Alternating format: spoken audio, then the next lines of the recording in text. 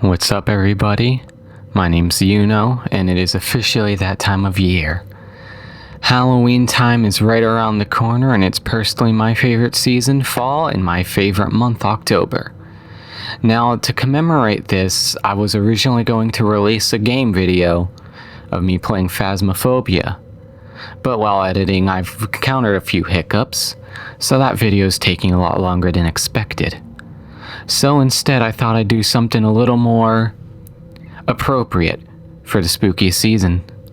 And alas, I'd love to, and if you will, listen to me, talk about some of my favorite creepypastas growing up. This is a subject that is very near and dear to me, and I feel like it is perfect to start the month off. But before I get started, I just want to say, if you enjoy the content you see today, please hit that subscribe button, as I would love to create a lot more. Now, on to the video. Now, before I get started, I would like to kind of mention I am off script right now. I don't currently have anything written down about this, and I thought it'd provide an interesting perspective. A more unbiased and personal experience. Well, obviously biased, but I think it's an interesting experience no matter what. And I think it's valuable to share that side too, rather than just give a more overview, I'd say. But other than that, I'd like to start off the list with a classic, one of the most well-known, I'd say, the Slenderman. Now, as a kid growing up, Slenderman was quite honestly terrifying. I mean, I remember watching Marble Hornets through and through, and it was kind of crazy. All the images that came out of the Something Awful forum were nightmare fuel to me. Countless sleepless nights, and honestly, the Slender Man haunting my dreams. But that sounds crazy, I'm sure, but to a kid it's quite terrifying, yet I'm also the type who's always loved horror and I could never get enough of it. And there's something so captivating about that tall man, blank-faced in a suit.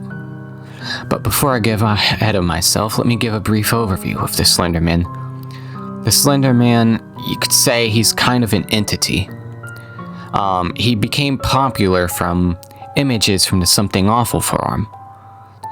And from there, it spiraled into him getting his own game with the 8 pages and then eventually The Arrival. And there are countless different stories that have come out of this. One of the most famous ones being the YouTube series Marble Hornets, which utilizes the Slender Man as the main antagonist of sorts and kind of the center focus of the disappearances and everything going on in the series.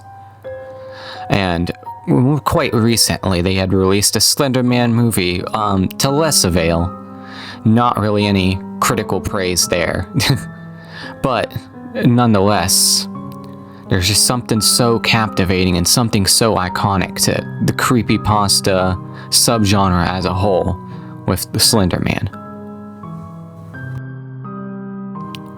Now, the next creepypasta is another personal favorite of mine. There's just something so intrinsically interesting and fascinating about creepypastas that deal with video games. Because, I mean, I love video games, and Majoras Mask is by no means a light-hearted game. It has a very spooky atmosphere with the moon looming above you, the doom of the city, and all of that. However, this creepypasta takes it to another level. So the story of Ben Drowned starts with the protagonist getting a cartridge of Majora's Mask at a yard sale. He goes home to play it, and suddenly weird things start to happen. There's video footage of this on YouTube. Obviously, it's edited, but it's such a great watch, and I would recommend it. I'll probably be putting footage up here of it. But you just get the sense that something's wrong through the first start of it. And as you go on, more and more weird things start to happen until it spirals out of control. The child who had owned this cartridge before was named Ben, and he died. The player's profile gets overwritten by Ben time and time again. And it just gets worse and worse, and there's just something so sinister about it. Now, my personal experience with this one is, to be honest, I found it through YouTube. And I just kind of ran home with it for a long time. It's such a important part to the creepypasta subculture. and it really is what popularized the genre of video game creepypastas in a way.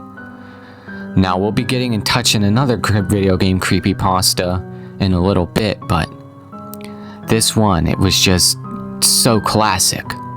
That's all I really have to say. Majoras Mask is a fun game, and this creepypasta takes the creepiness factor of it to a whole nother level.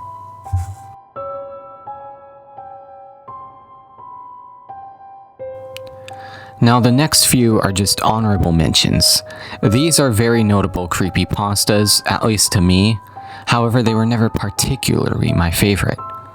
The first one I have to discuss would be that of Jeff the Killer. Now, this one's another classic, albeit kind of mediocre story about a teen who goes killer, bleaches his face and all that.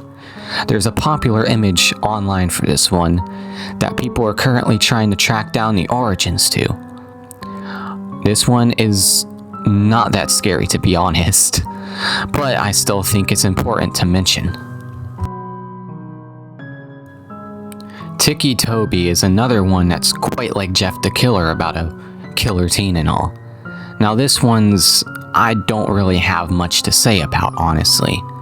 It was pretty popular back in the day, back when like creepypasta OCs were popular and that. However, in terms of a story, it isn't really that good. And it's just kind of mediocre at best. Not scary, but it's another important part to the culture that I feel is worth mentioning.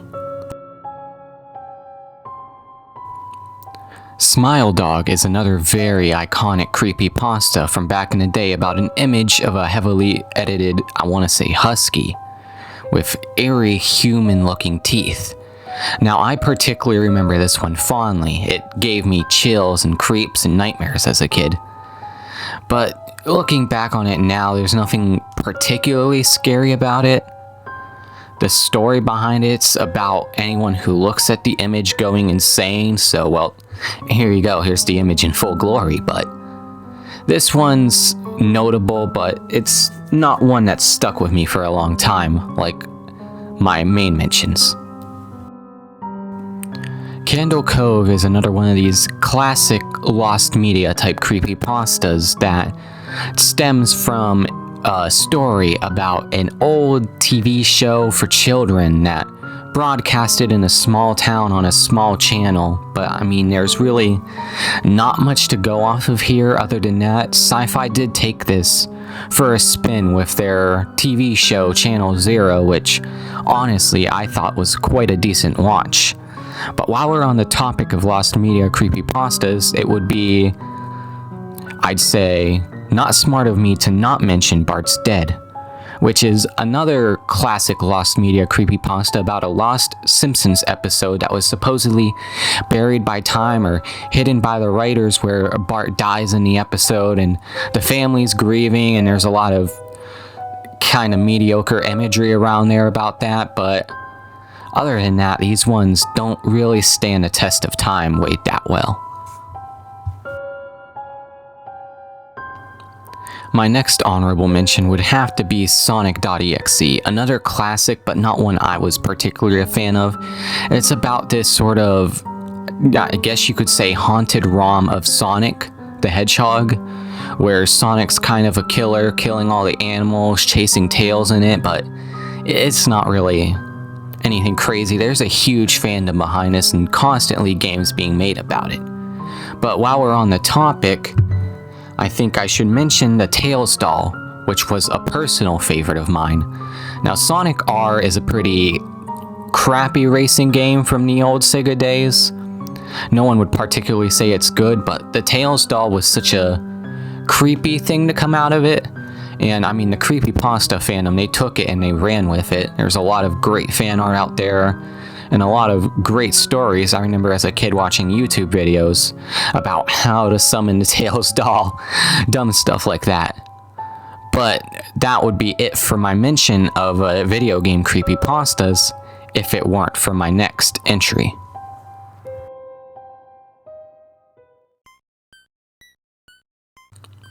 Now, Lavender Town is a classic example of a video game creepypasta done well. while the story is not that great, I mean, it's already dealing with such a creepy town. Now, Pokemon is one of my favorite franchises. I've played through all the games, and when playing through the originals, everyone admits that Lavender Town sticks out like a sore thumb due to its creepy atmosphere. And that's no thanks to the fact that the town's a graveyard and the amazing soundtrack. But this creepypasta in particular has to deal with the soundtrack, and that how there are hidden frequencies within the soundtrack that made Japanese kids have headaches and get sick and eventually unalive themselves. Now, as crazy and stupid as that sounds, obviously it's not true. The soundtrack does have this eeriness to it that as a kid, whenever I heard this soundtrack, I would have to have the lights on. I mean, it was terrifying. And honestly, out of all the video game creepypastas, I think Lavender Town Syndrome is one of the ones that still hold up. And not to forget anything, but there are also a few other Pokemon creepypastas like Lost Silver, White Hand, and Buried Alive that kind of fit the same bill. And I think they are all worth mentioning. And that would be probably one of my favorite creepypastas.